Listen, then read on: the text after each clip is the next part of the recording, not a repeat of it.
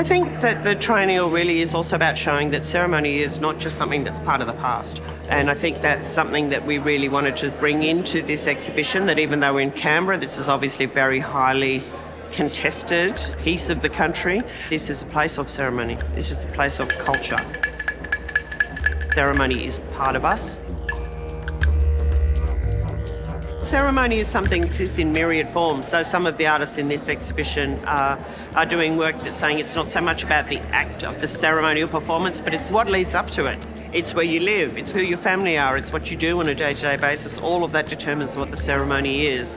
And I think that's a beautiful and inclusive way of thinking about ceremony. It doesn't exist in this contained space, and in this case, a gallery wall. So we've got the beautiful mist work in the gardens, Robert Fielding's, Dr. Matilda House and Paul House's work. Joel Bray's work is also as you approach this exhibition, so it's intended that this building sort of just becomes a skin, or it becomes a bit porous. The culture isn't contained by brick and concrete or brutalist architecture. Underneath the concrete and the steel and the glass of this landscape, there's a rich, powerful, compelling First Nation, Ngambri, Walgaloo-speaking identity here. My carvings that I've inherited, my mother and our old people, our ancestors, our elders, the ancient ones, and I'm able to bring that here as part of a ceremony, be able to share that here on country.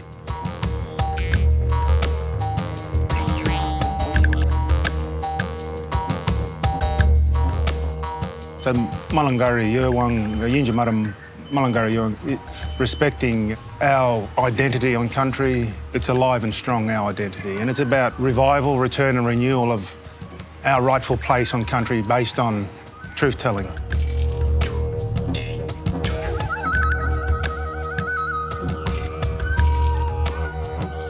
The carving and marking of trees is about law and custom and our rights to country, our rights to our cultural resources and our rights to practice our culture and express our identity on our terms, not the terms of government or anyone else, but the terms of our people.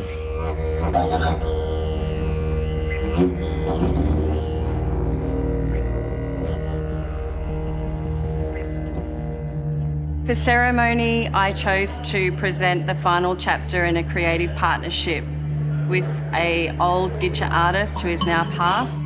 For a period of time, I was working with Mormon artists, and I developed a really close relationship with Buljangali, the late senior Gidja artist. It was just really a beautiful relationship, and it formalised into a project called Gamir Garaba, about the scarification and the importance of country and the body. And so we travelled together to our respective homelands, and we collected materials, we were exchanging objects, and ultimately we were just learning from each other.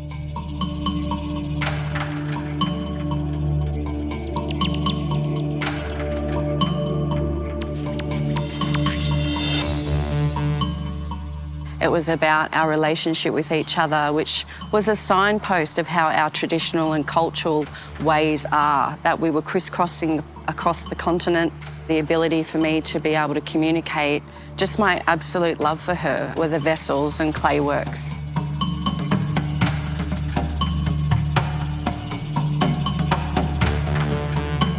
And also the mist as well. Buljan means big rain.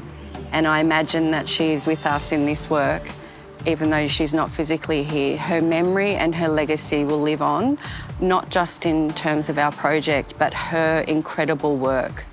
So I'm inviting people to reflect about where they are and ultimately use the experience of the artwork and to really reflect on the time that we're in currently. There's no more urgency than now to connect to art that can ultimately save lives, really, in our own self as well. The artwork we're doing is also the opportunity to cleanse. It has the medicinal and healing properties of the white cypress wood from my country. It is like gold liquid that you'll experience in the work.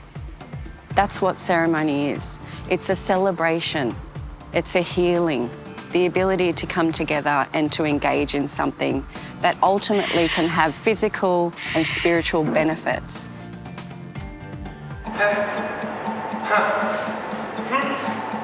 My work is really inspired by the research I've been doing into the ceremony of my forebears, my ancestors, the Wiradjuri of central New South Wales. One of the big things that I've taken away from that research into ceremony is that in ceremony, there's actually no such thing as an audience. Even witnessing is a form of participation.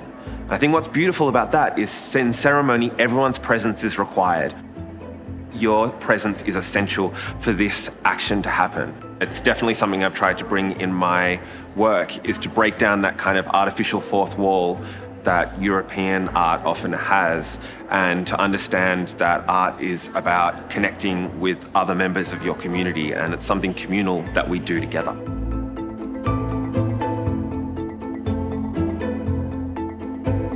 I think art can play a very important role in articulating the aspirations, the concerns of our people, and that's something that, of course, is a very important message to happen in Canberra. Something that I think people that come to this exhibition, I'd like them to do, is to take the time to be with the work, to experience the work, to really look at the work, listen to the work, feel the work, to be inspired to make the change that we need to make in this country. And so the ingredient really is our ability to be amazing storytellers. And country and ceremony allows us to bring those relationships, our kinship connections, our culture together, and those are very different for everybody. And so ingredients are coming together to manifest this beautiful gathering, which is called ceremony.